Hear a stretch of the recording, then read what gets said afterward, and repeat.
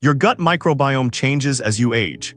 Some bacteria become more common, others disappear, and the chemicals they produce can change with them. For years, scientists have suspected that these shifts might influence how the rest of the body ages. A new Nature Aging study published on August 25, 2026, has now identified one bacterial species that consistently declined with age in several human cohorts. When researchers gave that bacterium to naturally aged mice, the animals showed less inflammation across multiple organs, better cognitive and motor performance, and a longer period of healthier life. Even more interesting, scientists traced part of the effect to one small molecule produced by the bacteria. The bacterium is called Bifidobacterium pseudocatenulatum. Bifidobacteria are already familiar from probiotic research, but this study was not simply testing a random probiotic supplement. The researchers began with human data. They analyzed gut microbiomes across multiple Chinese cohorts and built a microbiome-based aging model called microage. Across sexes and across validation groups, B. pseudocatenulatum repeatedly stood out because its abundance tended to decline with aging. That does not prove the bacterium protects humans from aging. Older people differ from younger people in diet, medications, disease, sleep, physical activity, and many other factors that also reshape the microbiome. So the human data could only generate a hypothesis. The important step came next, when the researchers moved into naturally aged mice and directly tested what happened when the missing bacterium was restored. The mice received B. pseudocatenulatum orally. After treatment, researchers found improvements in intestinal homeostasis and reductions in signs of inflammation across several tissues. The treated mice also performed better in tests involving movement and cognition. In the paper's wording, the intervention improved cognitive motor performance and extended health span. That word health span is important. It does not automatically mean the mice lived dramatically longer. Health span refers to the period of life spent with better function and lower disease burden. In aging research, that can be more meaningful than lifespan alone. A treatment that adds time but leaves an animal weak, inflamed, and cognitively impaired would be far less impressive than one that preserves function. The next question was obvious. How could one gut bacterium affect organs far from the intestine? The answer may lie in the molecule's bacteria release. The gut microbiome is often described as an ecosystem, but it can also be thought of as a chemical factory. Microbes break down nutrients, transform host compounds, and release metabolites that can cross the intestinal barrier and enter circulation. Once in the blood, those molecules can influence the immune system, liver, muscle, brain, and other tissues. The researchers searched for metabolites connected with B. pseudocatenulatum and aging. One molecule stood out, 5-aminovaleric acid betaine, or 5-AVAB. Levels of this metabolite declined with age in humans, and the researchers confirmed that B. pseudocatenulatum could produce it. Then they tested the metabolite directly. When aged mice received 5-AVAB, many of the effects seen with the bacterium appeared again. The metabolite improved cognitive and motor outcomes and reduced inflammation across multiple organs. It did not reproduce every effect of the bacterial treatment, but it reproduced enough of them to suggest that 5-AVAB is one important part of the mechanism. This is where the story becomes more interesting than a standard probiotic study. If the benefit came only from changing which microbes live in the gut, treatment would depend on successfully colonizing the intestine. But if a defined microbial metabolite carries part of the effect, researchers can study that molecule separately. In principle, a future therapy might target the metabolite pathway rather than requiring people to permanently change their microbiome. The researchers also tested 5-AVAB in senescent human mesenchymal stem cells in the laboratory. These are cells that had entered a state of replicative senescence. Treatment with 5-AVAB affected markers associated with cellular senescence and mitochondrial oxidative stress. That suggests the metabolite may influence aging biology at the cellular level rather than acting only through digestion. But here is where the hype needs to stop. This study does not show that taking a commercial Bifidobacterium probiotic will slow human aging. It does not show that B. pseudocatenulatum extends human lifespan, and it does not show that 5-AVAB is a proven anti-aging supplement. The human part of the study was observational. Researchers found that the bacterium and metabolite declined with age, but they did not run a randomized human trial in which older adults received the bacterium and were then shown to become biologically younger or healthier. The intervention evidence came from mice. That distinction matters because microbiome biology is especially difficult to translate between species. A bacterium can behave differently depending on the rest of the microbial ecosystem, the host diet, genetics, immune system, and intestinal environment.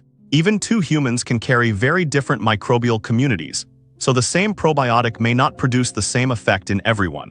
The study itself actually reinforces this complexity. The researchers found that human gut microbiomes could be grouped into different enterotype patterns, and age-related microbial changes depended partly on that background ecosystem. That means there may not be one universal, young microbiome that everyone should try to copy. This is a major reason microbiome research has often produced inconsistent results.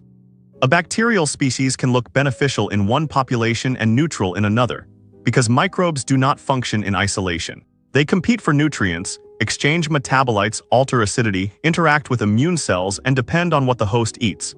The same species can behave differently depending on its neighbors. B. pseudocatenulatum may therefore be important not simply because it is present, but because of what it is able to produce inside a particular microbial environment. And that brings us back to 5-AVAB. The molecule is already known to be influenced by diet and microbiota. Previous work has connected 5-AVAB with whole grain intake and metabolic processes, although its biology is complicated and not always obviously beneficial. That is another warning against turning one metabolite into a simplistic longevity supplement. Biological effects depend on dose, tissue, timing, and metabolic context. Still, the new study presents an unusually coherent chain of evidence. First, the bacterium declines with age in humans. Second, the metabolite it produces also declines with age. Third, restoring the bacterium in old mice improves gut health, lowers inflammation across several organs, and improves cognitive and motor function. Fourth, giving the metabolite alone reproduces part of those systemic benefits. That is far stronger than simply observing that centenarians happen to carry more of one bacterial species. The inflammation result may be particularly important. Aging is often accompanied by inflammaging, a chronic low-level inflammatory state that persists even without obvious infection. This background inflammation has been associated with cardiovascular disease, metabolic dysfunction, frailty, neurodegeneration, and declining physical function. The gut is one possible contributor, because it sits at the boundary between the external environment and the immune system. When intestinal barrier integrity declines or microbial composition changes, bacterial products and immune signals can influence the rest of the body. In the treated old mice, B. pseudocatenulatum improved intestinal homeostasis while reducing inflammation in multiple tissues. The effect therefore fits a plausible gut-to-body pathway. Change the microbiome, change the metabolites and intestinal environment, then alter systemic inflammatory signaling. The brain findings make that pathway even more provocative. The bacteria were not injected into the brain, yet the animals performed better on cognitive tests. That does not prove the bacterium directly rejuvenated neurons. Reduced systemic inflammation, altered metabolites, better intestinal function, or several mechanisms acting together could explain the effect. This is why the gut-brain axis has attracted so much attention. The connection does not require bacteria to physically travel into the brain.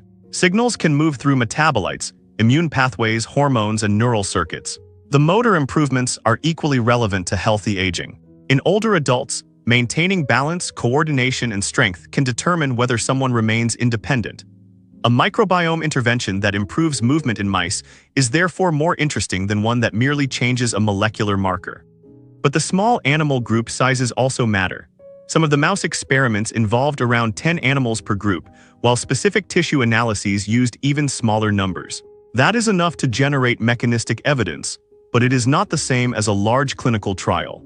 The researchers also report no competing interests, which is useful context given the commercial potential of probiotic and longevity products. So what would need to happen next? The obvious step is a controlled human trial. Researchers would need to give older adults a defined strain of B. pseudocatenulatum or perhaps a carefully studied 5-AVAB intervention, then measure whether the treatment safely changes inflammatory markers, physical function, cognition, microbiome composition, and eventually meaningful health outcomes. They would also need to determine who responds. A person who already has abundant B. pseudocatenulatum may gain little. Someone with a different gut ecosystem might not allow the bacterium to survive. Diet could change how much 5-AVAB is produced. Medications, antibiotics, and disease could alter the effect again. That complexity may eventually lead to personalized microbiome treatments, rather than one probiotic for everyone. For now, the practical message is not to search online for this bacterium and start taking it. The real discovery is more fundamental. Aging may change the gut not only by removing beneficial species, but by reducing specific chemical signals that those microbes normally provide to the body. Restore the microbe and some of those signals return. Restore one of the signals directly and part of the benefit returns again. That suggests the microbiome may influence aging through identifiable drug-like molecules, rather than through a vague concept of good bacteria. And if future human trials confirm this pathway, one of the most interesting anti-aging targets may not be a gene, a hormone, or a stem cell. It may be a molecule made by a bacterium living inside the gut.